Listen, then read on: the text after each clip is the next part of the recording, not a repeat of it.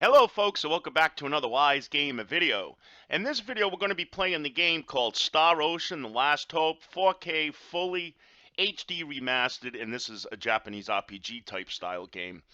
And what I like about this game too is that it's got a nice mix of sci-fi mixed with kind of like medieval eye candy as far as that goes. Now the reason why I'm showing you this on the starting screen is because I just wanted to show you that the settings is all built right into the game, so you don't really have to do anything on the Steam library. I also want to mention that, yes, this is for the Windows system.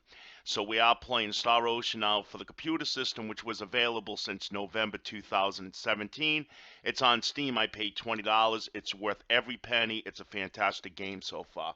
So in this video, I'm basically going to give you some game info, tips, and things like that that I've learned playing the game, and so you could see if this actually is a game for you. Now, we could see that it's got all the settings built right into the game, as I mentioned. I got my volumes turned down because I'm making the video, and you have display settings and all that good stuff. This game is also 100% PC USB controller supported, so you could use a game controller for this game. The battle simulator is a really cool tool because instead of just reading text about how the battle system works, you actually go through actual battles here, and they go through each lesson and what they do. So this is a great place to come and practice, catch up, and learn about the special combos and doodads when it comes to the battle system of this game. It's a pretty intense battle system. It's an RTS style. It's not turn-based. So I'll get more into that as we get deeper into the video. Okay, so let's get the ball rolling and let's fire up the game. Okay, and here we are inside the game, and I also want to mention that this game is also available for the Xbox 360 and PlayStation 3 and 4. And again, I am playing the computer model. So we could see that this is the game, obviously, and it's a great looking game. I really enjoy the looks of this game. It looks like a $60 game. It looks like something to me like playing The Witcher or even some great MMOs out there. So it definitely has, the visuals are fantastic. It's got voice acting, 100% voice acting, and for all your cutscenes and stuff, make sure that you actually turn up your volume so you can hear what's going on as far as that goes. Now, there has been quite a few thumbs down or whatnot about the voice acting in the game, but to be truthfully honest with you, I'm really enjoying the voice acting so far. It's kind of kiddie-ish. I kind of like that. It's quirky, it's funny, it's got a nice balance. It's also serious at times, but it's not overly serious, and I think that's why I'm really enjoying the voice acting in this game. Now, we could also see, we'll go over a little bit about the UI so you know all about that, is it does have full maps, which is really nice. I'm not really into playing games that don't have maps. I feel lost and confused. And this map, it shows you the icons, which is really nice. The yellow marks there are the NPCs or the people that's actually in the game, that's actually in this town. And we could also see the item shop, the weapon shop, and so on and so forth. Those crosshair looking round circles there, we see 5 of them. Those are just indicating exits and entrances to either going out in the world, leaving a town, or whatnot. And there's one over here that's actually a building, and the reason why they're showing this one is because this is where we could rest and save the game. So this is where we come to rest for this particular town, of course. And when you accept the rest, the fade out's a little slow, but it's not too bad. But then once we get past this fade, then it's pretty much instant. And there we go. This is what the save spots look like in the game, and the save system in this game is not like a lot of the modern RPG games that we've been playing lately on Steam. This one only has save spots. You can't save this game anywhere. So special note, you got to be careful as far as your saves go, and you don't want to venture too deep and go out there, because when you start off the game, you're not going to have too many items, and you're not going to have any money yet and all that, and there's no item shop at the very start of the game. So my biggest piece of advice, and I've never had an issue and I never died once yet in this game, is go up like 5 levels when you first start off the game to make sure you're strong enough, and keep going back after a few battles, rest up, save, go out, fight a few more times, rest up and save. Okay, so let's see here. Now, as far as the characters in the game, the head guy is called Edge, and Raimi is like his best friend. And then we came across these other group members as the game opened up further into the game. Now, it's got full menus in this game, and again, here's the settings for in-game that I showed you at the startup screen. And it also has data, which is really nice. It's got a dictionary, and it's also got synopsis, so it lets you kind of know, if you take off some time from the game, the last important storyline that you actually did, and pretty much what you have to do next. And then, of course, quests. I don't have any at this time, but eventually, as you go throughout the game, you are going to come across people that's going to give you quests in this game. Let's back out of here for now. Let's open up the map again, and this is what the map looks like on the open world. Now, it's not a true open world. It's not considered an open world game, but it definitely feels like it, and it looks like it because the areas are massive. So the only disadvantage of this map in this game is there's no way of sliding the map around. So if we wanted to look more to the south, we don't have the option of doing that. These maps are fixed in place. The only way you could do that is to actually travel down there, and then the map will expand once you reach farther into that area. What we're going to be heading to next and getting into a few fights on the way is we're going to head to our ship. See it to the bottom left, southwest? That's our ship. So we're going to make our way there so I could show you the sci-fi look of the game.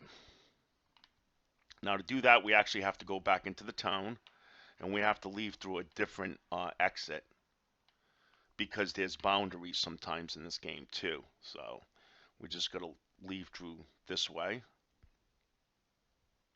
and then we'll get into a few battles. Now, the battle system, as I said, it's an RTS style. It's pretty much pushing buttons, and a lot of it is how you set it up. Like right now, I've only got 9 hours into the game. Don't go by the hours shown here because I actually have a later save. So, you would set up their skills and all that, but I don't have too many skills at the moment. So I'm not going to go too deep into the battle system in this game for this video right now, but I will be coming out with more videos covering that later on. So now you're going to come across areas like this. There is gathering in this, like farming in this game. So right now I could just examine this because obviously I don't have the skill or the ability yet to mine ores. But you can mine ores, and you'll learn more of that stuff as you go deeper into the game, of course. Here's treasure boxes that's out in the world. I already got that one. And you're also going to come across at the very start of the game, you're not going to see treasure boxes, you're going to see pods. They're like vegetable looking pods or vegetarian type pods or whatever you want to call them, and you just click on those and there should be an item inside. Now, as far as the battles go, I'll go over just the bare basics in this one.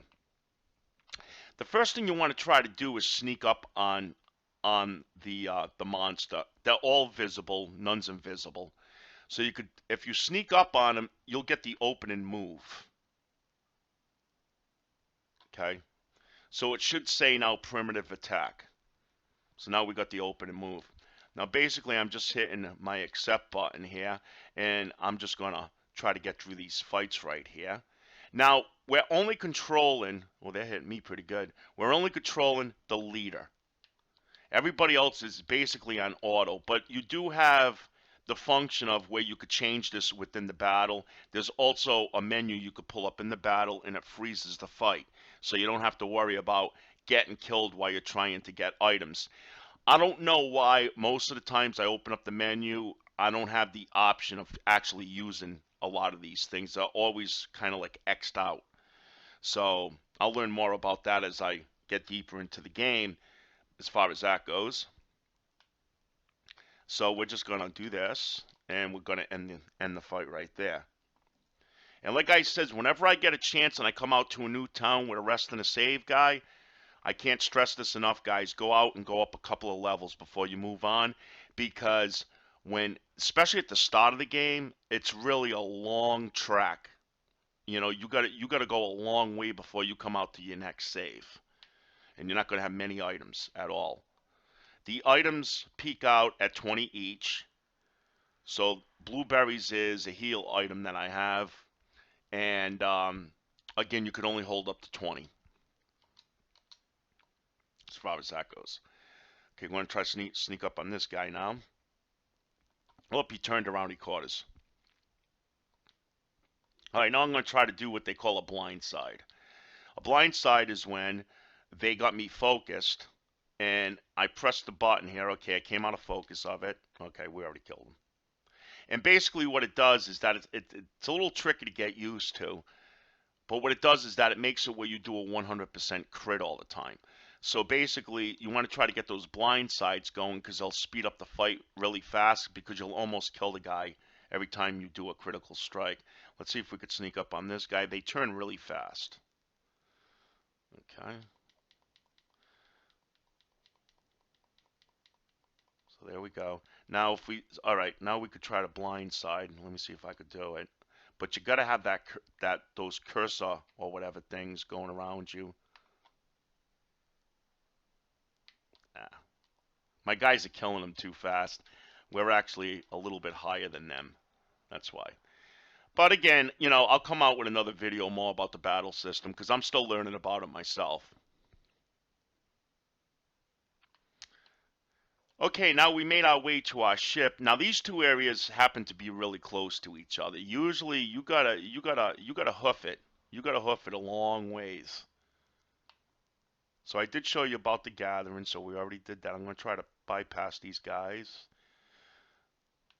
And now this is what our ship looks like. This is one of the ships in the game. There's quite a few ships in the game,